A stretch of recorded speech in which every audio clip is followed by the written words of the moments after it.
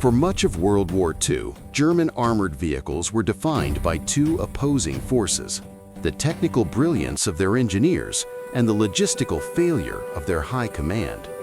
They built the most feared tanks in the world, machines of unparalleled firepower and armor. But in doing so, they created an army of mechanical gods fighting a war of numbers they could never win. This is the definitive history of German armored warfare. Every German tank, medium, heavy, and destroyer used in World War II. The Workhorses, medium tanks, and the battle for adaptability. The foundation of German victory in the early war was not the Tiger, but the medium tank.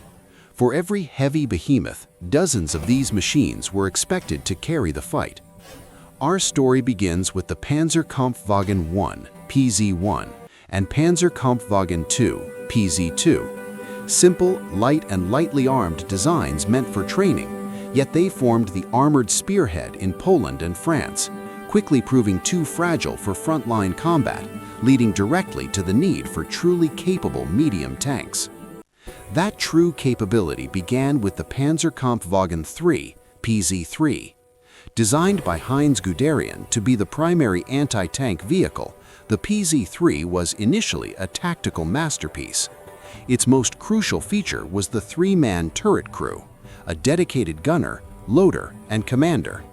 This allowed the commander to focus entirely on the battlefield, giving the German tank superior awareness and speed of engagement compared to most Allied tanks.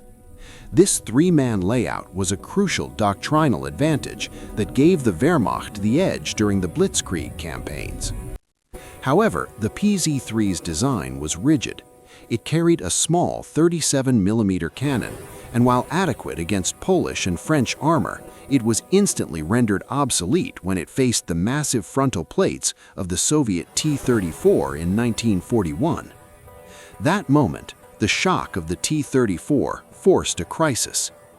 Engineers quickly discovered that the turret ring, the opening where the turret mounts to the hull, was simply too small to accept the necessary larger caliber weapon, creating an insurmountable physical constraint. Parallel to the PZ-3, Germany leveraged captured designs, notably the reliable Czech-built Panzer XXXVIII-T. Though lightly armored, its dependable chassis proved so robust it became the foundation for countless crucial variants later in the war. German engineers frantically attempted to maintain the PZ-3's viability, upgrading the main gun first to the short 50mm and finally to the long 50mm KWK-39. This constant piecemeal modification created immense logistical strain in the field. By 1943, the PZ-3 chassis had simply reached its limit. It was too small to carry the necessary firepower and armor, and it was quickly relegated from the front-line anti-tank role, repurposed as a simple infantry support vehicle. The PZ-3's sibling, the Panzerkampfwagen IV, PZ-4, proved to be the true German workhorse. Initially designed for close infantry support with a short 75mm howitzer, the PZ-4 possessed one crucial saving grace: a larger chassis and a more spacious turret ring. When the PZ-3 failed, the PZ-4 was ready to evolve. It was armed with the long 75mm KWK-40, a gun capable of knocking out most Allied tanks.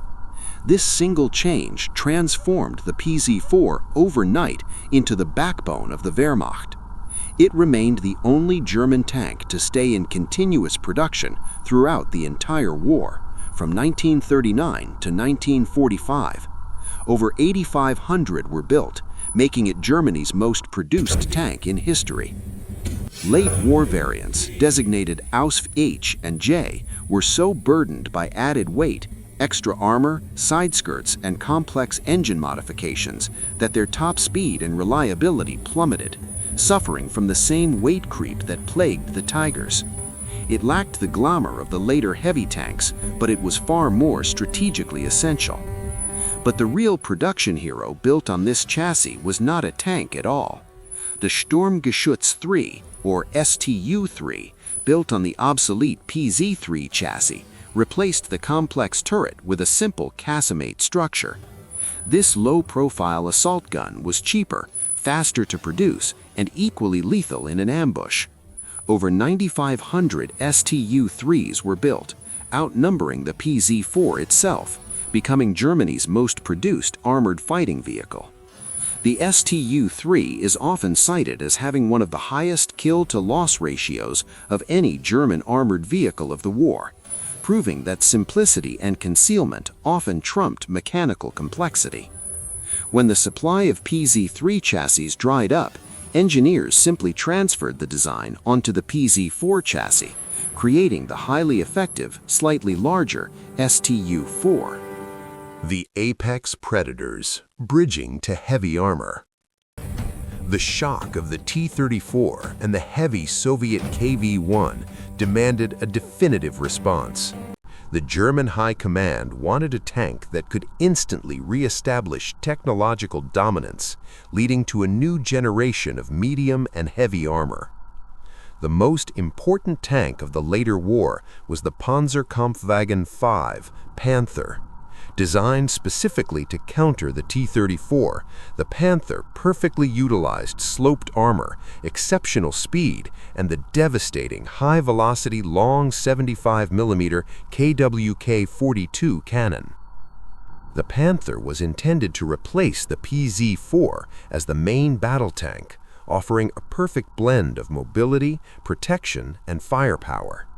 However, the rushed introduction of the Panther led to catastrophic mechanical issues, particularly with the transmission and final drives. While its sloped armor made it nearly invulnerable from the front, it was a maintenance disaster, frequently breaking down. The true heavy tank program began with the Panzerkampfwagen VI Tiger I, designed by Henschel, which arrived in late 1942. It carried the legendary 88mm KWK-36 cannon, a weapon that could destroy virtually any Allied tank from ranges of a mile or more. Armor protection was equally intimidating, with 100mm of thick vertical steel on the front. But the Tiger I was a mechanical beast, weighing 57 tons.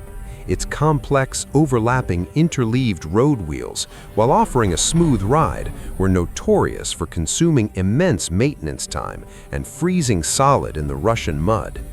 Its enormous weight necessitated two different track sets, a narrow set for railway transport and a wider set for combat, an unheard-of logistical nightmare. The massive weight caused the engine, a 600-horsepower Maybach designed for a much lighter vehicle, to struggle and consume fuel at an obscene rate. Only 1,347 were ever built, ensuring the Tiger I was always a psychological weapon, never a decisive force. The chassis was so robust, however, that it spawned essential specialized variants, needed precisely because the base tank was so unreliable. The Storm Tiger, an extreme assault gun, was armed with a massive 380mm rocket mortar for urban demolition. More telling was the Berg Tiger, or recovery tank. The fact that an entire specialized vehicle had to be created just to haul broken Tigers out of the mud speaks volumes about the original design's crippling mechanical failure. The Tiger's successor was the Panzerkampfwagen VI Ost B, or Tiger II, the King Tiger. Weighing 68 tons, it was the absolute embodiment of German heavy tank doctrine.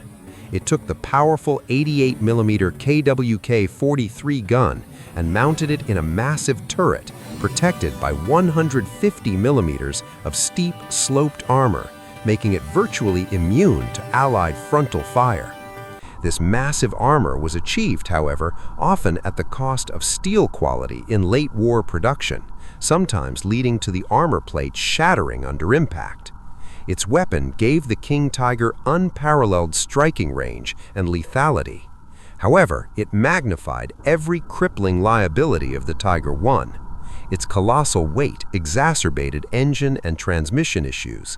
The complex transmission system was frequently overloaded and failed within a few hundred miles of operation, often leading to total immobilization. Fewer than 500 were ever produced, and significantly more King Tigers were abandoned due to mechanical breakdown or lack of fuel than were destroyed by enemy action. The ultimate evolution of this chassis was the Jagdtiger, the largest and heaviest armored fighting vehicle produced in the war.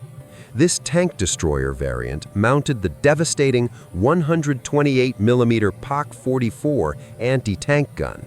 It was slow, incredibly prone to mechanical failure, and so specialized that fewer than 90 were ever completed. The sheer shock and muzzle velocity of the 128mm cannon frequently added to the chassis' mechanical stress, contributing to its transmission issues. They were masterpieces of over-engineering, sacrificed at the altar of tactical power over strategic reality. The specialized hunters, tank destroyers, and the pursuit of efficiency. With production capacity dwindling, the Wehrmacht had to rely heavily on specialized tank destroyers, vehicles that prioritized firepower and armor placement over the costly, complex revolving turret. The earliest, most desperate solution was the Marder series. These were stopgaps created by mounting powerful German anti-tank cannons onto obsolete or captured chassis. The Panzer III, built on the reliable Czech Panzer 38T chassis, was the most common, carrying the 75mm Panzer 40 gun. They were highly effective ambush predators, but utterly vulnerable once spotted due to their open-topped, thin-armored crew compartments. These vehicles were deployed extensively in North Africa and the Eastern Front, where the exposed crew suffered heavily from artillery shrapnel and sniper fire. They were the ultimate expression of rapid deployment, sacrificing crew protection for pure firepower. An important long-range predecessor was the Nashorn, or rhinoceros. Using a lightly armored extended Panzer IV chassis, it mounted the huge 88mm Panzer 43 gun. Its open-top design made it vulnerable, but its gun allowed it to successfully snipe Soviet tanks from ranges of 3 kilometers, far outside the enemy's effective return fire range. At the conceptual extreme was the Elephant, originally the Ferdinand.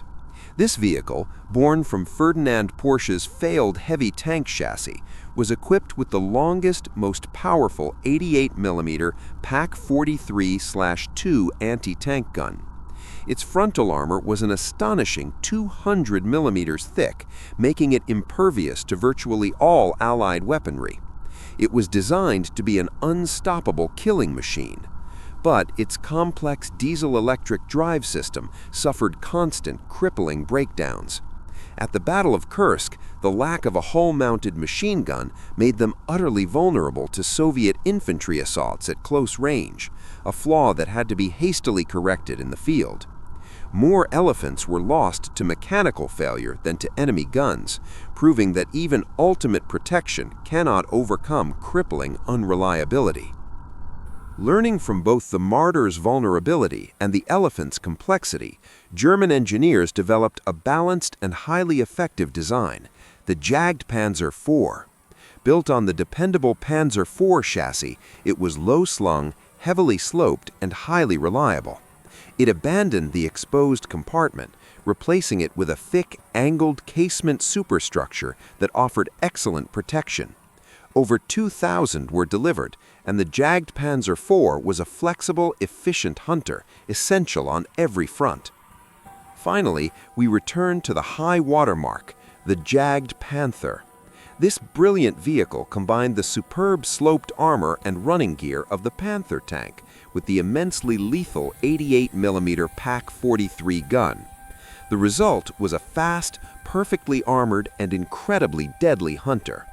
In combat, its efficiency was undisputed. Its sloped design offered superior armor protection compared to the flat-sided Jagdpanzer IV, showcasing the technological evolution of German armor protection. But, like the Tiger, it was a victim of its own perfection.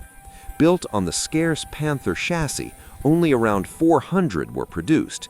Its mechanical complexity and the drain it placed on specialized components meant that the ultimate German tank destroyer was always too little, too late. Finally, and perhaps the most successful tank destroyer, was the Jagdpanzer 38T Hetzer. Built on the reliable Czech 38T chassis, the Hetzer was the philosophical opposite of the Tiger. It was tiny, utilized extreme sloped armor to bounce even powerful shells, and was cheap and simple enough to be mass-produced late in the war. Over 2,800 Hetzers were built, proving that simplicity, high-angle armor, and mass production were the real recipes for survival in the closing days of the conflict. Conclusion: the War of Numbers. The history of the German tank force is a study in brilliant yet unsustainable engineering. From the adaptable Panzer IV and the efficient StuG III to the terrifying Tiger and Jagdpanther, every vehicle was designed for tactical superiority. But the dedication to over-engineering complex weapons meant that German production never mastered standardization. The constant need for modifications, expensive parts, and specialized labor hobbled production, allowing the Allies to win the war of numbers decisively. While a single Tiger could kill a dozen Shermans, the Allies won because they built 50 times more tanks than Germany, prioritizing simplicity, reliability, and mass production over technological fantasy. The German Armored Division, for all its terrifying weapons, was destined to break down under the weight of its own brilliance.